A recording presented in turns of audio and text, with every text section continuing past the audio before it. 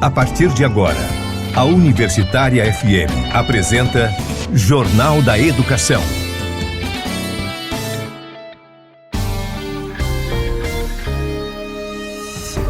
Você vai conferir no Jornal da Educação desta sexta-feira, 1º de novembro. CAPES aprova a criação de 3 cursos de pós-graduação da UFRN. A Adurne Sindicato participa de Seminário Internacional de Educação e reforça a defesa pela valorização da educação pública. No programa de hoje, você acompanha o 6º episódio da série educativa Orçamento Público, Política Fiscal e Financiamento da Educação. Curso de licenciatura em Geografia conquista conceito máximo. 7º seminário do EBTT vai discutir mudanças na carga horária e no RSC na UFRN. Conselho Deliberativo do Proifes Federação se reúne para revisão estatutária da entidade. Dia da Instituição do Direito de Voto da Mulher é lembrado neste domingo, dia 3. Jornal da Educação. Olá, boa tarde, seja bem-vindo, seja bem-vinda ao Jornal da Educação.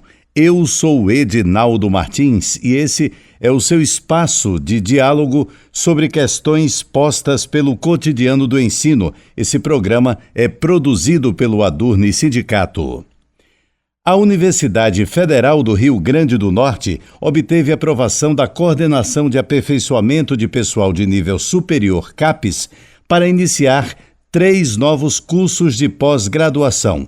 O doutorado em Engenharia Mecânica em Natal, o mestrado em Metodologias de Ensino e Processos de Aprendizagem no Centro de Ensino Superior do Seridó, o SERES, em Caicó, e o doutorado profissional em Geografia em Natal e Caicó.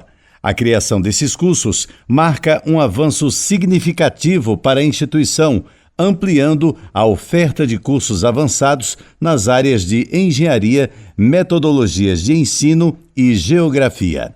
O doutorado profissional em geografia é pioneiro no Brasil e integra o primeiro programa Multicamp da UFRN, envolvendo tanto o SERES em Caicó quanto o Centro de Ciências Humanas, Letras e Artes, o Xixila, em Natal. Esse curso fortalece a formação de professores e eleva o reconhecimento do programa de pós-graduação em Geografia, que já oferece mestrado profissional desde 2015. Em Natal, o doutorado em Engenharia Mecânica se torna o 3º curso do tipo nas regiões Norte e Nordeste, onde a formação de pesquisadores é limitada. Já o mestrado em Metodologias de Ensino no SERES visa atender demandas da educação básica com um caráter interdisciplinar que abrange egressos de várias graduações. Para o pró-reitor de pós-graduação Rubens Maribondo, a criação dos cursos representa uma conquista para a UFRN, consolidando a presença da pós-graduação da instituição no Seridó e promovendo o desenvolvimento científico e a formação de recursos humanos. Educação em pauta. Aconteceu nesta semana em Fortaleza, Ceará, o Seminário Internacional de Educação. As atividades realizadas tiveram a participação de representantes sindicais de diversos países, inclusive do Adurne Sindicato. Chegou ao fim na última quarta-feira, 30 de outubro, o Seminário Internacional de Educação na cidade de Fortaleza, no Ceará. As atividades realizadas tiveram início na última terça-feira, 29 de outubro, e contaram com a participação de representantes sindicais de diversos países. Representando o Adurne Sindicato estiveram o diretor Darlio Inácio, a diretora Fernanda Gugel, a professora Ruth Regis e o professor Sandro Azevedo. O evento teve como tema Do Local ao Global, fortalecendo a educação pública e a organização sindical. A professora da UFRN e coordenadora do Fórum Estadual de Educação do RN, Ruth Regis, detalhou o que foi discutido durante o evento. Nós tivemos durante esses 2 dias uma discussão extremamente importante sobre a educação, tanto no contexto social e transformador, como a educação ela pode, transformar a sociedade a partir da valorização dos trabalhadores em educação e do próprio financiamento da educação pública.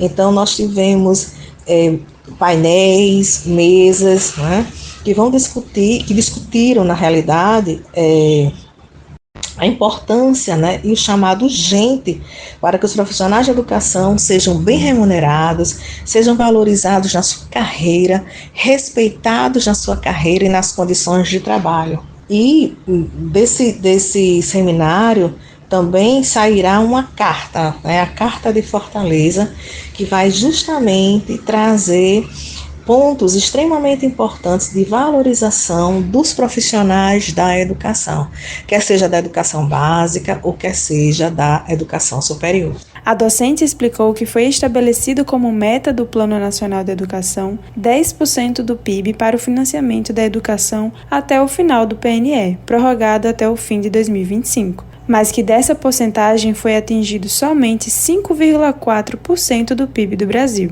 Sobre esse ponto, Ruth fez algumas considerações. Portanto, nós temos ainda um passo largo a percorrer no financiamento da educação pública, e deste financiamento um percentual importante para a valorização dos profissionais de educação no que diz respeito ao piso salarial nacional, a carreira, a formação inicial e continuada e as próprias condições de trabalho que incidem diretamente na saúde dos profissionais da educação. Membros da Confederação Sindical da Educação dos Países de Língua Portuguesa, especialistas de vários países como Angola, Cabo Verde, Guiné-Bissau, São Tomé e Príncipe, Portugal, Argentina, Uruguai e Alemanha também estiveram presentes no Seminário Internacional da Educação. Mais detalhes sobre o evento você confere em www.adurne.org.br. Maria Luísa Guimarães para o Jornal da Educação. Jornal da Educação. Extra Classe.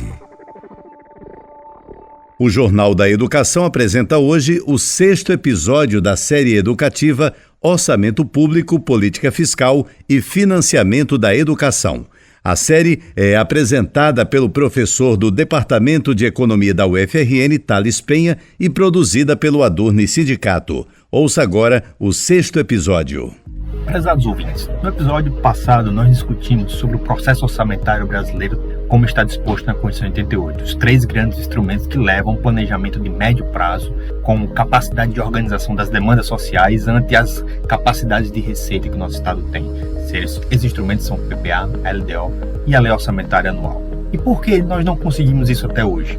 Vemos o tempo todo que o nosso orçamento sempre tem problemas, sempre falta recursos para determinadas áreas, as demandas não são atendidas e o planejamento tão quanto. Vemos diversas vezes obras que são interrompidas no meio do seu processo porque o orçamento não foi bem feito. Por que isso acontece? O pesquisador Marcos Mendes, do INSPE, tem um trabalho muito relevante sobre o processo orçamentário brasileiro. Uma das coisas que ele diagnostica é que, apesar de o processo ter como ideia central o planejamento de médio prazo, planejamento é a última coisa que se olha no orçamento brasileiro. O PPA, que seria o instrumento principal para focar no processo de planejamento, ele é deixado de lado e vira um instrumento meramente burocrático, de colocar metas e objetivos, os quais existe pouco compromisso em se cumprir e que às vezes são alterados ao longo do processo.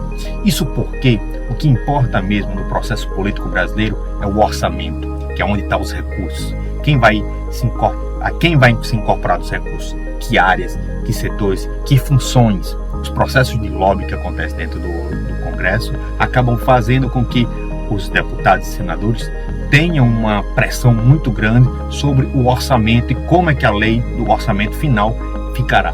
E nesse processo é importante lembrar que, como a fragmentação política brasileira e os diversos lobbies das bancadas e dos partidos, fez com que fosse cada vez mais difícil um governo eleito constituir maioria.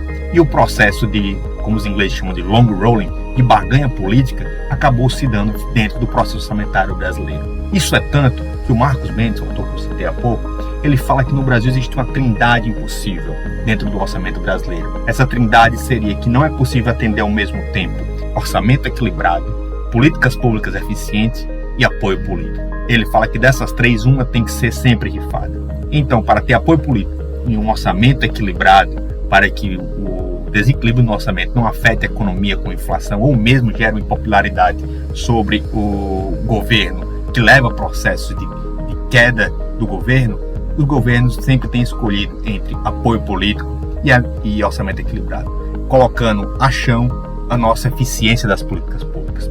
Por isso, muitas vezes as políticas públicas elas sofrem com um processo de interrupção, porque para ganhar o apoio político e cumprir a meta fiscal vigente do período, há durante o processo várias suspensões de gasto, corte de gasto dentro do mesmo ano, ou há mesmo bloqueios dentro dos orçamentos. E apenas no final do ano, quando se vê que a meta será atingida, esses bloqueios são liberados. Isso é péssimo para a política pública, porque o processo da política é interrompido. Então, muitas obras são paralisadas, muitas ações são paralisadas, porque os recursos acabam no meio da execução e tem que se esperar um novo orçamento ou que seja desbloqueado. Então, desse ponto, a gente tem uma ineficiência das políticas públicas. Então, obras são feitas, paradas, a parte que foi interrompida tem que ser refeitas, ou tem que ser recomeçadas, ou tem que ser replanejadas.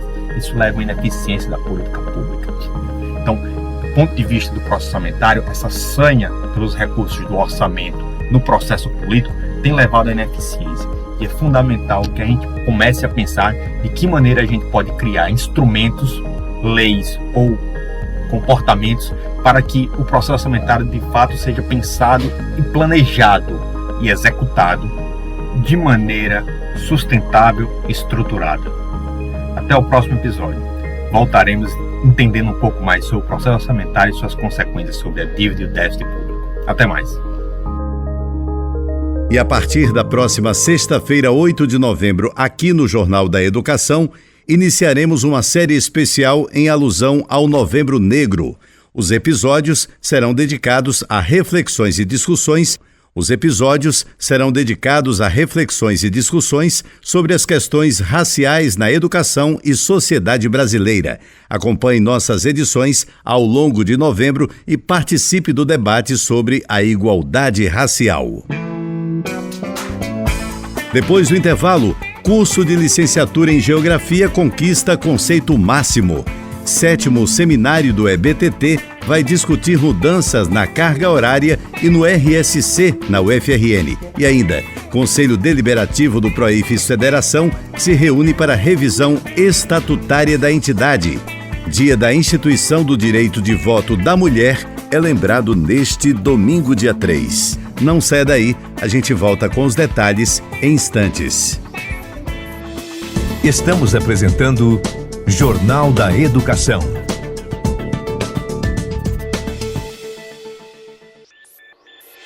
Voltamos a apresentar Jornal da Educação.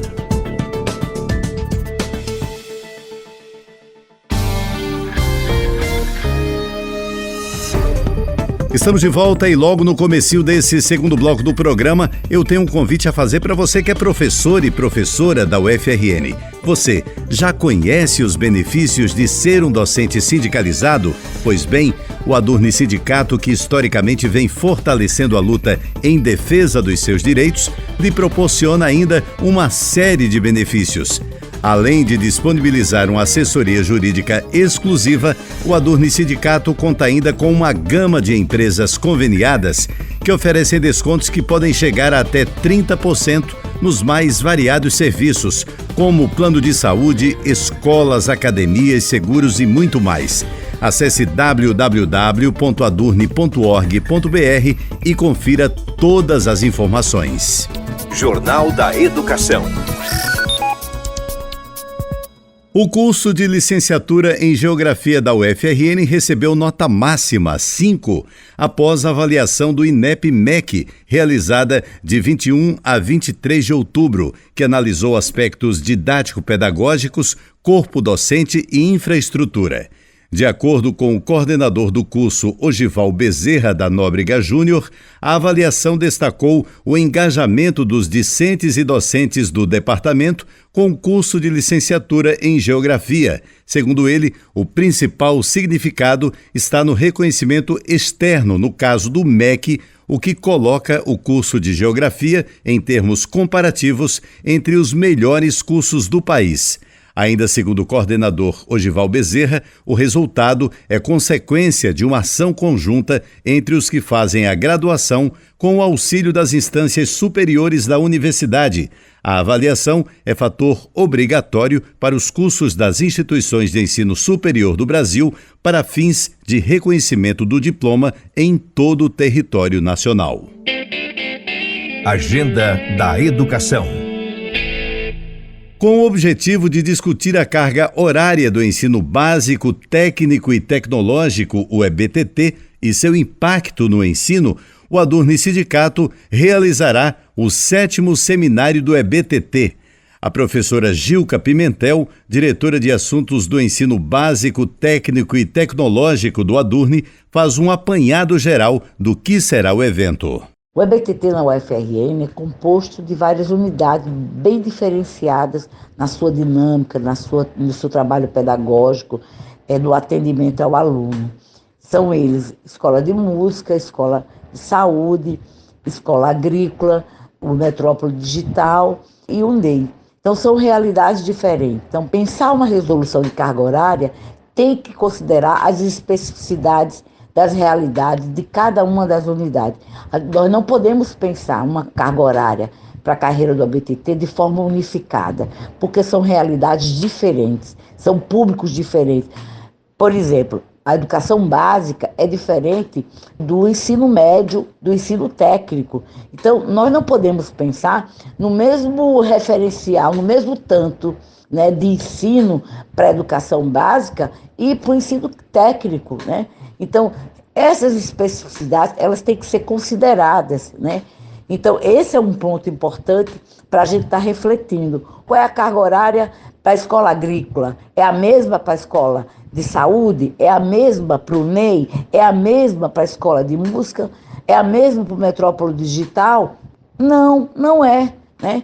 Então, esse é um ponto. Fora que nós precisamos, como categoria, como docentes, discutir mudanças, né, que vão vir, que afetam a vida do trabalho docente. Nesse sentido, esse seminário, ele é bem propositivo. Ao final, nós vamos encaminhar, fazer propostas de modificações, tanto em relação à resolução da carga horária, como em relação às mudanças do RSC, que nós pretendemos levar para a CETEC, no caso, o CPRSC, que é o conselho que discute todas as questões do RSC.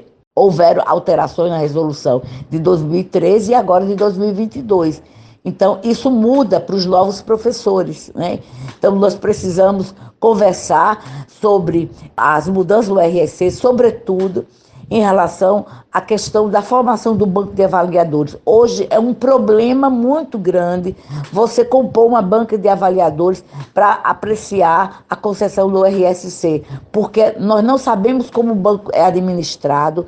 Ele é administrado por um banco, por uma, né, nacional, né, no MEC, e ele não é renovado, ele é monitorado, então fica sempre os mesmos professores sendo sorteados. Então é um problema. Então a CPRST precisa monitorar, modificar e acompanhar, né, e fazer as mudanças necessárias no banco de avaliadores. Então essa é uma questão muito importante que impacta a concessão do RSC na hora que você encontra dificuldade de formar a banca de avaliadores para avaliar a concessão do RSC para o novo professor. Então, essas são questões que nós vamos debater, né? Vão estar presente a Secretaria do EBTT, vai estar presente os diretores da Escola Agrícola, da Escola de Música. Nós convidamos, de modo que vai ser uma oportunidade para o professor conversar, propor, acompanhar e participar de alguma coisa que é muito importante para a vida acadêmica,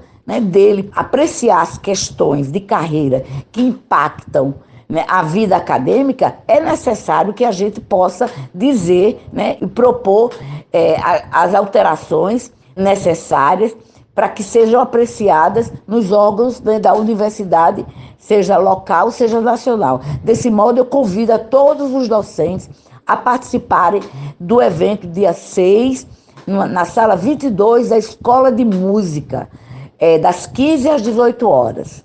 Jornal da Educação. Extra Classe. O Conselho Deliberativo do Proifes Federação se reuniu para realizar a revisão e votação do Estatuto da entidade. O principal ponto da pauta foi a revisão e votação das alterações no Estatuto da Federação, que tem como objetivo o aperfeiçoamento do funcionamento interno e das atividades da entidade. A revisão estatutária visa adaptar o Proifes a novas demandas e aprimorar seu papel na defesa e valorização dos docentes e da educação pública. Para a vice-presidenta do Adurne, professora Isaura Brandão, a revisão proporcionou avanços importantes relacionados aos direitos da mulher no movimento sindical. No dia 25 de outubro, lá em Brasília, o Proifes Federação fez a revisão do seu estatuto. Foram 2 encontros de muito trabalho de todo o Conselho Deliberativo, onde esse estatuto foi todo revisto. E também sofreu muitas alterações.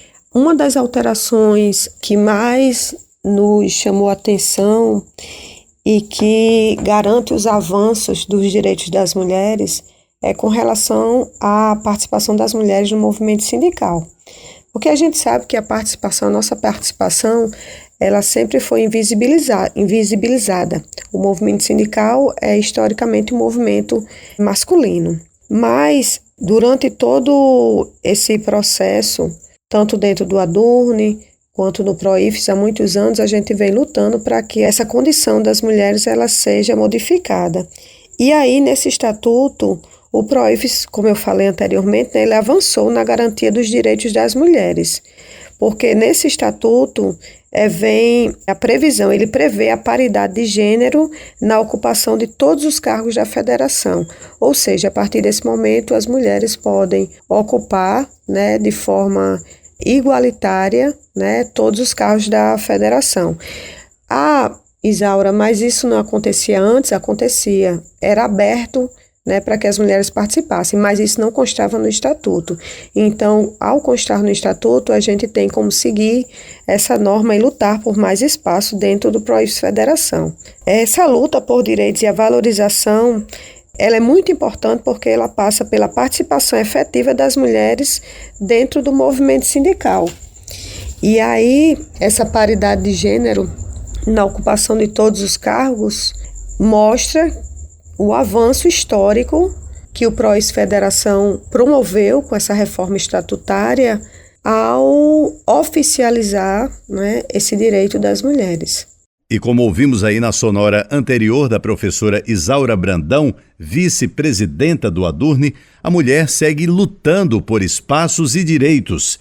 Nessa perspectiva, no próximo domingo, dia 3 de novembro, é celebrado o Dia da Instituição do Direito de Voto da Mulher.